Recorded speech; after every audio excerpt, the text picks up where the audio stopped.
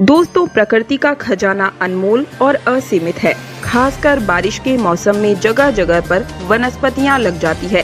कुछ पौधे अपने आप ही लग जाते हैं और इन्हें हम बेमतलब का सरदर्द या कचरा समझकर, जंगली घास फूस समझकर उखाड़ कर फेंक देते हैं। दोस्तों, कुछ पौधों के बारे में आज मैं आप सभी को बताने जा रही हूँ। ये हमारे आसपास में ही मौजूद होता है और इन्हें हम कचरा नहीं, बहुत ही ज्यादा कीमती और अनमोल रत्न कहना चाहेंगे। हीरे मोती से भी ज्यादा कीमती होते हैं ये। इनका औषधीय महत्व सर्वोपरि होता है। आज एक ऐसे ही छोटे से पौधे के बारे में बताने जा रही हूँ। मेरे घर के आसपास में ये पौधा बहुत ही ज्यादा लगा हुआ है और मैं चाहती हूँ कि आपको भी इसकी जानकारी हो। आप सभी स्क्रीन पर देखकर इस पौधे के बारे में समझ चुके होंगे कि ये किस चीज का पौधा है और अब मैं आपको बताऊंगी कि इस पौधे का क्या नाम होता है और इससे हमें क्या क्या फायदे होते हैं। आप इनके पौधों को जानकर चौंक जाएंगे दोस्तों, और इसके बाद से आप इसे बेमतलब का कचरा समझकर कभी भी उखाड़ कर नहीं फेंक पाएंगे। इस बात की गारंटी मैं लेती हूँ। दोस्तों, हमारे यहाँ पर इस पौधे को छोटा धतूरा के नाम से जाना जाता है।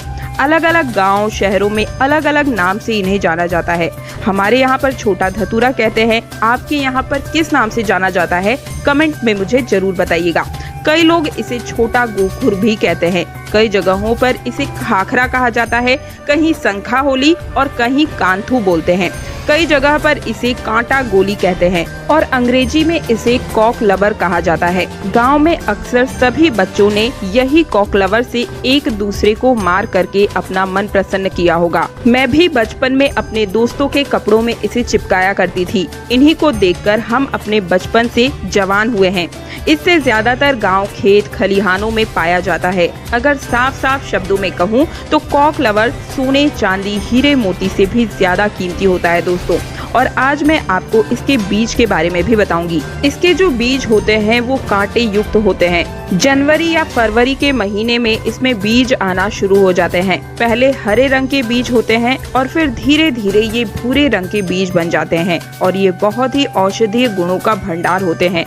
दोस्तों, शायद आपको पता नहीं होगा कि ये एक बहुत ही अच्छी जड़ी बूटी भी है। अमृत तुल्य है, महाशक्तिशाली है। इस जड़ी बूटी के आगे बड़ी बड़ी डॉक्टरीय मेडिसिन भी फेल हो जाती है। तो अब से आप सभी इसे कचरा या सिरदर्द समझकर ना फेंकें।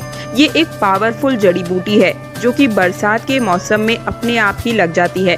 कांटे युक्त इसके फल होते हैं। दोस्तों, हम सभी को भारत भूमि को धन्यवाद करना चाहिए। हम ऐसे देश में रहते हैं जहां आज भी यत्र तत्र सर्वत्र जड़ी बूटियां हर जगह फैली हुई है। इन्हीं जड़ी बूटियों के लिए विदेशी लोग तरसते हैं कि कहीं से उन्हें ये पौधा मिल जाए। तो ईश्वर का हमें धन्यवाद करना चाहिए कि हम ऐसी भारत भूमि में आज भी रहते हैं जहां पर अमृत की तरह शक्ति रखने वाले पेड़ पौधे आज भी मौजूद हैं। दोस्तों, आप सभी देख लीजिएगा कि एक दिन ऐसा जरूर आएगा जब हर कोई इन पेड़ पौधों को अपने गले लगाएगा, जड़ी बूटियों को गले में पहनेगा और अंग्रेजी दवाइयों को छोड़ करके इन्हीं की तरफ दौड़ता हुआ चला आएगा। क्योंकि जड़ी बूटियों में अमृत होता है, साक्षात ईश्वर का वास होता है। अभी तक ये जानकारियां अनभिज्ञ थी, लोगों को पता नहीं थी, लेकिन हमारे चैनल के माध्यम से हम हर किसी को जागरूक करने का पूरा प्रयास कर रहे हैं ताकि लोग अंग्रेजी दवाओं से शरीर को सही जल्दी कर लेते हैं, लेकिन बाद में बहुत ही जल्दी शरीर अंग्रेजी दवाइयों के सहारे चलने लगता है।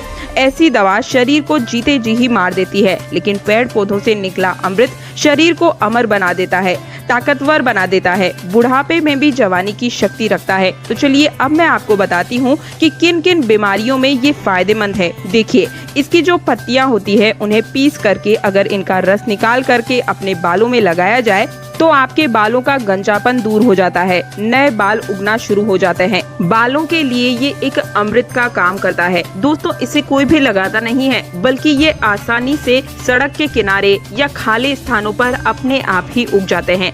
ये पौधा अगर आपके आसपास में मौजूद है और अगर किसी को सरदर्द की बहुत ज्यादा परेशानी है तो इसके पत्तों को पीस करके 2 से 3 बूंद रस के अंदर दही मिला करके अगर आप सिर के ऊपर मालिश करते हैं तो आपको आराम मिलता है। अक्सर मौसम बदलने से सर्दी खांसी बच्चों को हो ही जाती है और यहाँ तक कि बड़ों को भी हो जाती है। इसके पत्तों को छांव में सुखाकर दूध के साथ सेवन करने से सर्दी खांसी तुरंत ही खत्म हो जाती है। दोस्तों, ये हर प्रकार की कमजोरी को दूर करने के लिए भी रामबाण का कार्य करता है। देखिए, आजकल के समय में ज्यादातर लोग कमजोरी की समस्या से परेशान हैं, क्योंकि हमारा लाइफ स्टाइल इतना ज्यादा खराब हो चुका है कि हम अपने शरीर की ओर ज्यादा ध्यान ही नहीं दे पाते, सारे पोषक तत्व उन्हें नहीं पहुंचा पाते। तो चलिए जानते हैं कि कैसे इसका सेवन करना चाहिए। तो इनके पत्तों को सबसे पहले सुखा करके एक चूर्ण बना लें और फिर दूध के साथ सेवन करने से आपके अंदर यौन शक्ति बढ़ती है, कमजोरी दूर हो जाती है। बहुत ही सिंपल सा उपाय है दोस्तों, आप इसका इस्तेमाल कर सकते हैं। ये मर्दों में ढीलेपन को भी दूर करता है, बहुत ही कारगर सिद्ध होता है। तो दोस्तों, आगे बढ़ने से पहले आप सभी से उम्मीद करती हूँ और एक रिक्वेस्ट करती हूँ कि वीडियो को लाइक करके चैनल को सब्सक्राइब और पास वाला बेल आइकन जरूर प्रेस कर दीजिएगा और कमेंट बॉक्स में जय श्री राम तुरंत लिख दीजिएगा। दोस्तों, इस वीडियो को लाइक करने का कोई भी चार्ज नहीं लगता है और चैनल पर सब्सक्राइब करने से आपको हर रोज बिल्कुल मुफ्त में जानकारियाँ मिलती चली जाती है। और अब मैं आप सभी को इस पौधे का एक और चमत्कारी उपाय बताती हूँ। चर्म रोग पर इसका रस लगाने से धीरे धीरे चर्म रोग बिल्कुल ही समाप्त हो जाता है, ठीक हो जाता है। दोस्तों, अक्सर फोड़े फुंसी बच्चों को लग ही जाते हैं या फिर घाव हो जाते हैं, तो उसमें भी इसकी पत्तियों का पेस्ट लगाएं, थोड़ी ही देर में फुंसी ठीक हो जाती है। चेचक के जो दाग होते हैं उनमें भी यदि इन पत्तियों का रस लगाया जाए तो दाग धब्बे बिल्कुल ही दूर हो जाते हैं, घाव ठीक हो जाते हैं। ऐसा कहा जाता है कि नासूर तक इस रोग से ठीक हो जाता है।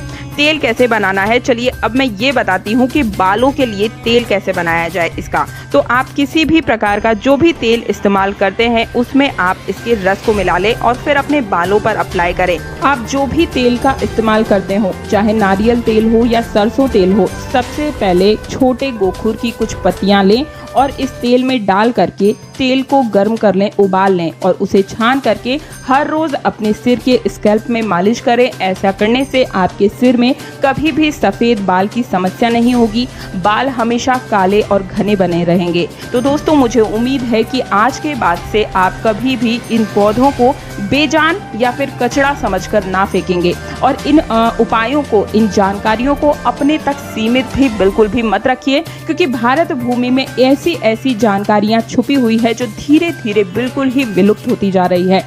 दोस्तों, हमारी हर समस्या का समाधान हमारे आसपास में ही मौजूद होता है, लेकिन जानकारी के अभाव की वजह से हम परेशान होते रहते हैं। तो आज के बाद से आप इन जड़ी बूटियों को या पत्तियों को कचरा समझकर ना फेंकें। देखिए, पेड़ पौधे वनस्पति जड़ी बूटियों की जानकारी होना बहुत जरूरी है।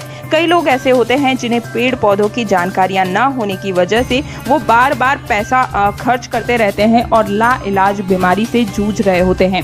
हर प्रकार की जड़ी बूटियां, हर प्रकार के पेड़ पौधे में कुछ न कुछ गुण अवश्य होते हैं और अगर आपको पहले से ये जानकारियां पता होती है तो आपको परेशान होने की आवश्यकता नहीं होती।